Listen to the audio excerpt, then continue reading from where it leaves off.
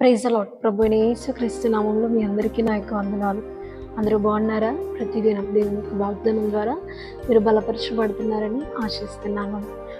మనుషులు మనకు సలహాలు ఇచ్చినప్పుడు, విచారణ కోసం మనుషుల దగ్గరికి వెళ్తే, మనుషులు మనకు సలహాలు ఇచ్చినప్పుడు ఆ సలహాలను తీసుకొని మనం ముందడుగేస్తే ఫ్యూచర్లో అయ్యో నేను ఇలా చేయకుంటే బాగుండేది, ఇలా నడవకుంటే బాగుండేది, ఈ సలహాను ఫాలో అవ్వకుంటే బాగుండేది అన్న ఫీలింగ్ మీకు రావచ్చేమో. కానీ దేవుడిచ్చిన సలహాలు, దేవుడిచ్చిన ఆలోచనల ప్రకారం మేము నడిచినడం ఖచ్చితంగా దాని విషయం మీరు ఎన్నడూ కూడా పశ్చాత్తాపడరండి.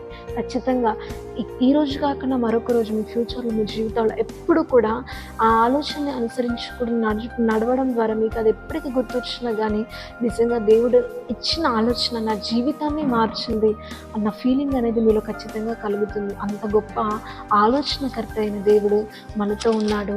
ప్రతిదినము మనకు ఆలోచన చెప్తున్నాడు. మరి ఈ ఉదయకాల సమయంలో దేవుని యొక్క వాక్యాన్ని చదువుకుందాం. కొరింథీయులకు రాసిన మొదటి పత్రిక 16వ అధ్యాయము 14వ వచనము, మీరు చేయు కార్యములన్నీ ప్రేమతో చేయుడి.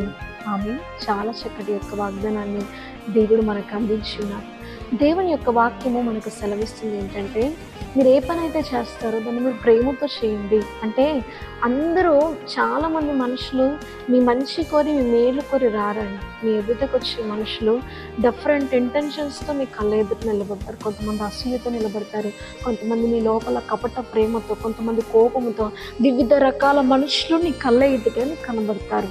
నీ ఎదుట నిలబడిన ప్రతి ఒక్క మనిషి నీకు లోబడాలంటే, నీ మీద ఒక మంచి ఇంప్రెషన్ ఉండాలంటే, వారికి వస్తువులు ఇచ్చినా వాళ్ళలో మంచి ఇంప్రెషన్ ఉంచిన గురించి, వాళ్ళకు నువ్వు ఇంకేది శరీర సంబంధంగా తృప్తిపరిచినా కానీ ఈ వ్యక్తి నిజంగా మంచోడు, ఈ వ్యక్తి నిజంగా ఆయనలో దేవుని ఆత్మ ఉంది అని రుజువుపరచలేరు. కానీ ఒక్కటి మాత్రమే మన విషయంలో మనుషులు కలుగుతున్న అభిప్రాయాన్ని మనం మార్చగలుగుతాం. అది ఏంటో తెలుసా?